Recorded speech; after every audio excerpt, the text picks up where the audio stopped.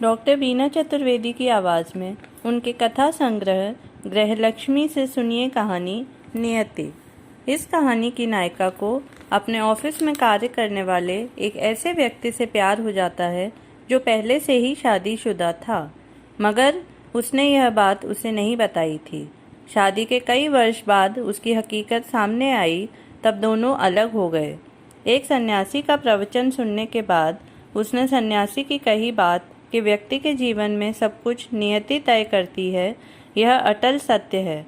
वह समझ गई कि उसकी जिंदगी में जो कुछ हुआ उसमें किसी का दोष नहीं था, सब कुछ नियति ने तय कर रखा था।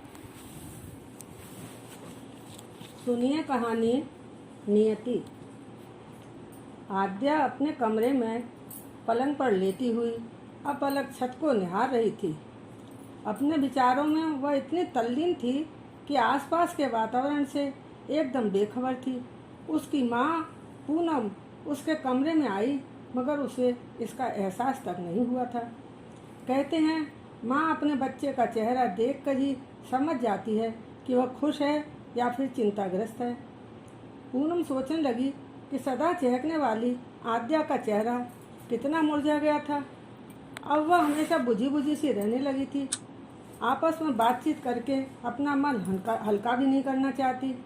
न मालूम किन ख्यालों में खोई हुई थी। पूनम ने आद्या से पूछा, बेटा क्या बात है, तुम इतनी उदास क्यों हो? क्या तुम्हारी तबीयत ठीक नहीं है? कुछ तो बताओ। आद्या ने उत्तर दिया था, नहीं माँ, कोई बात नहीं, मैं ठीक हूँ, बस ऐसे ही। क्या आपको मुझसे कुछ काम था?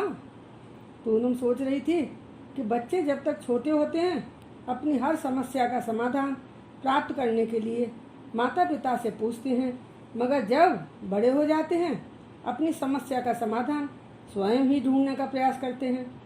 माता पिता को कुछ भी बताना आवश्यक नहीं समझते। आद्या के पिता का देहांत उसके बचपन में ही हो गया था। पूनम एक स्कूल में नौकरी करने लगी थी। आद्या के पिता के स्वर्गवास के बाद ससुराल वालों ने पूनम से हर तरह के रिश्ते तोड़ लिए थे। पूनम बेसहारा हो गई थी। पूनम की सहेली के पिता एक स्कूल चलाते थे। सहेली की सिफारिश से पूनम की नौकरी लग गई थी। बड़ी कठिनाइयों के साथ पूनम ने अपनी बेटी आद्या की परवरिश की थी। आद्या की स्कूली शिक्षा पूरी होने पर जब उसने कॉलेज में प्रवेश लिया था, तब वहीं पर उसकी दोस्ती पवन से हुई थी। पवन काफ़ी स्मार्ट और हंसमुख स्वभाव का, बातचीत करने में निपुण लड़का था।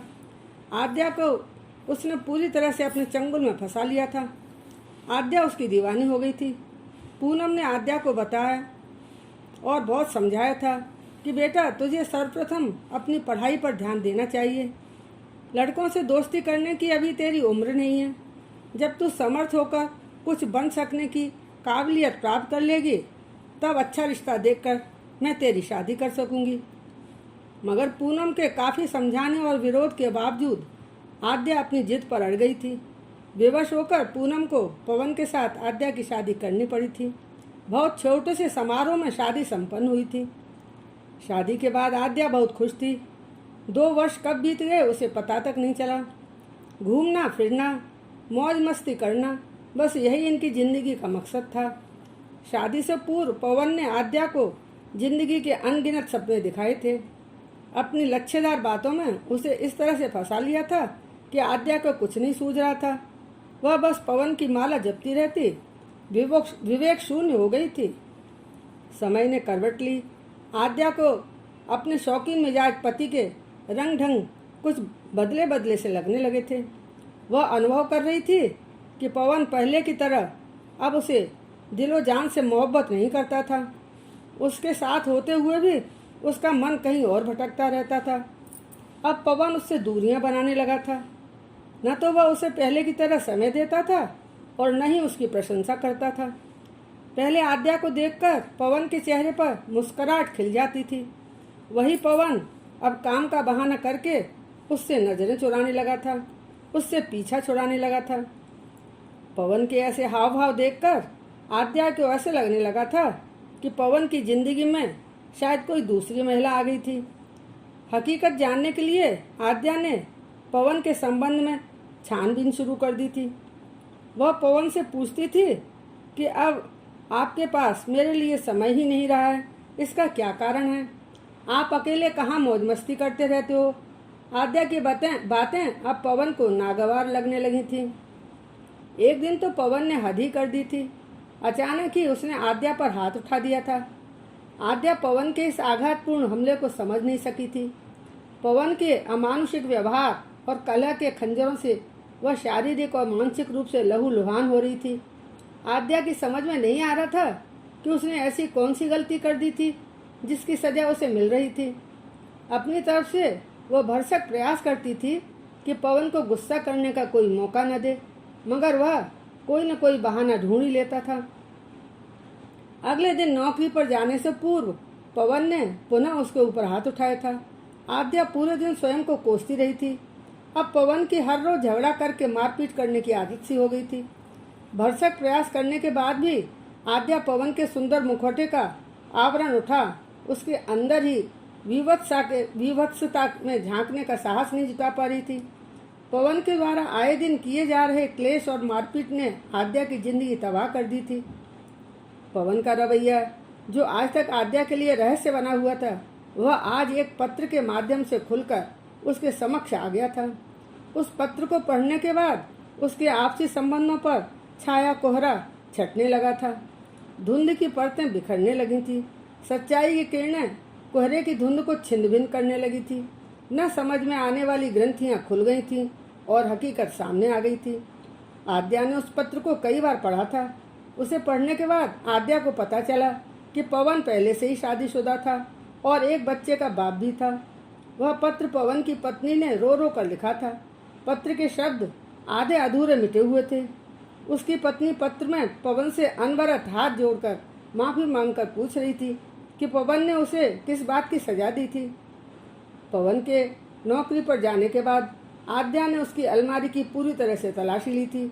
तब उसे पवन के पिताजी के भी कई पत्र मिले थे। उन पत्रों में वह पवन से बार बार पूछ रहे थे कि वह अपने घर का रास्ता क्यों भूल गया था। इतना लंबा समय बीत गया, घर क्यों नहीं आ रहा था। उसकी पत्नी और माँ का रो रो कर बुरा हाल हो रहा था। प्रत्येक पत्र में वह लगातार उसे एक ही बात लिख रहे थे कि वह एक बार उनके पास अपने घर आए और मिल बैठकर बात करे। समस्या क्या थी और क्यों पैदा हुई थी, उसका समाधान निकालना होगा। पवन के घर वालों को इधर उधर से उसके कारनामे के समाचार लगातार मिल रहे थे। शुरू में इन लोगों ने अधिक ध्यान नहीं दिया था, मगर जब लंबा समय व्यतीत हो गया तब सबको चिंता होने लगी थी कि दाल में कुछ काला ही नहीं, लगता है पूरी दाल ही काली है। आद्या ने सभी पत्रों को अपने पास सुरक्षित रख लिया था।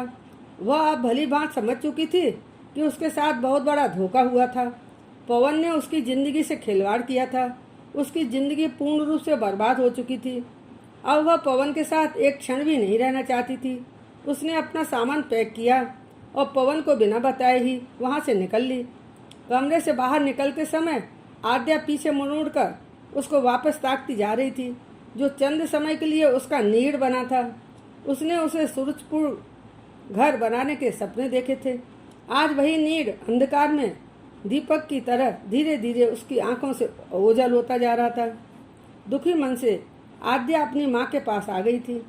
आद्या को अचानक आया हुआ देखकर पूनम का मन बहुत बेचैन होने लगा। आद्या पूनम के गले लगकर न मालूम कितनी देर तक रोती रही थी। रोने के सिवाय आद्या के पास अब कुछ भी तो नहीं बचा था। अपनी बच्ची की दुख भरी कहानी सुनकर माँ का दिल बैठा जा रहा था। उसकी मासूम बच्ची की दुनिया उजड़ चुकी थी। पूनम एकदम असहाय थी। वह कुछ भी नहीं कर सकती थी, एकदम असमर्थ थी। पूनम अपनी बेटी को दिलासा मात्र ही दे सकती थी। आद्या के विचारों की श्रृंखला समाप्त होने का नाम ही नहीं ले रही थी। वह अतीत के गर्त में गिरती जा रही थी। वह सोच रही थी कि उसने पवन पर अटूट विश्वास किया था। पवन के किसी भी हाव भाव से उसे इस करतूत का आभास तक क्यों नहीं हुआ था। उसे किस जुर्म की सजा मिल रही थी। उससे शादी करना पवन की सोची समझी चाल थी।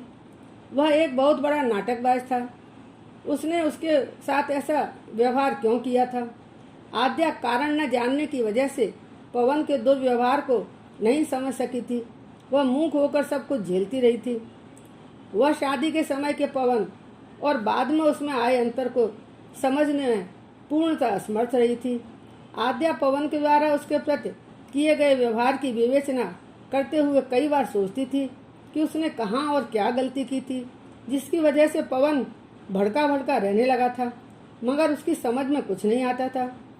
वह सोचती रही थी कि शायद पवन को नौकरी में कोई परेशानी आ रही होगी या कोई आर्थिक कष्ट होगा जो वह इस छोटी सी अवधि के संग साथ में उसे बताना नहीं चाहता था। इसी तरह के भ्रम में स्वयं को भटकाते हुए आद्या पवन के द्वारा किए जा रहे समस्त दुर्व्यवहारों को अनदेखा करते हुए अधिकाधिक सहनशील और नम्र होती जा रही थी।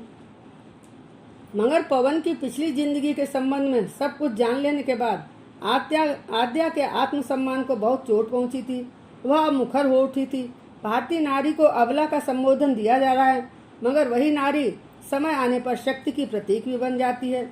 वह प्रेम के लिए अपना सर्वस्व निछावर कर सकती है, परंतु साथ वाले के दिलो दिमाग में उसके लिए स्नेह ही न रहा हो तो वह वहाँ कैसे रह सकती थी।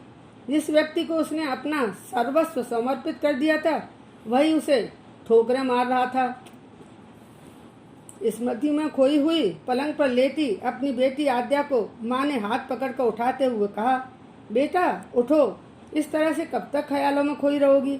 जो हो गया उसे मिटाया नहीं जा सकता। नवजीवन की शुरुआत अब तुम्हें विवेकपूर्ण ढंग से करनी होगी। आद्या का दुख उसकी माँ को सहन नहीं हुआ। उन्हें ऐसा सदमा लगा कि उन्होंने बिस्तर पकड़ लिया था। उनकी इतनी खराब स्थिति हो गई थी कि वह बिस्तर से उठ तक नहीं पा रही थी। आद्या ने डॉक्टर को बुलाकर घर पर ही दिखाया था। डॉक्टर ने बताया कि इन्हें अस्पताल ले जाओ, शायद उन्हें हार्ट अटैक पड़ चुका था। आद्या उन्हें अस्पताल लेकर गई। उन्हें अस्पताल में भर्ती कर लिया गया। कई दिनों के इलाज के बाद डॉक्टर उन्हें बचा नहीं सके थे और वह आद्या को इस दुनिया में अकेला छोड़कर परलोक सिधार गई थी। अब आद्या नितांत अकेली रह गई थी। एक दिन उसके पापा के दोस्त उसके लिए एक रिश्ता लेकर आए थे। उन्होंने आद्या को बहुत समझाया था कि बेटा, पहाड़ सी जिंदगी को अकेले काटना बहुत मुश्किल होता है। दुनिया वाले तुम्हें जीने नहीं देंगे। मगर आद्या ने दूसरी शादी के लिए साफ इनकार कर दिया था। उसने कहा था कि अब उसमें समय से लड़ने की शक्ति नहीं बची थी। एक शाम आद्या मंदिर गई थी। वहाँ एक सन्यासी का प्रवचन चल रहा था। आद्या वहाँ बैठकर सुनने लगी थी। सन्यासी ने कहा था, व्यक्ति के जीवन में सब कुछ नियति तय करती है। हम सब उस नियति के मोहरे मात्र हैं। नियति का वह निश्चित और अटल दैवी विधान है जिसके अनुसार मनुष्य के सब कार्य पहले से ही नियत होते हैं। अतः कभी भी किसी से आहत वाले शब्द मत बोलो। जो कुछ जीवन में घट रहा है उसे झेलते चलो और बस अपने कर्म किए जाओ। आद्या के जीवन पर सन्यासी के प्रवचन का बहुत प्रभाव पड़ा था। वह समझ गई थी कि उसके जीवन में जो कुछ हुआ इसमें न पवन का दोष था और न उसका स्वयं का। सब कुछ नियति ने तय कर रखा था।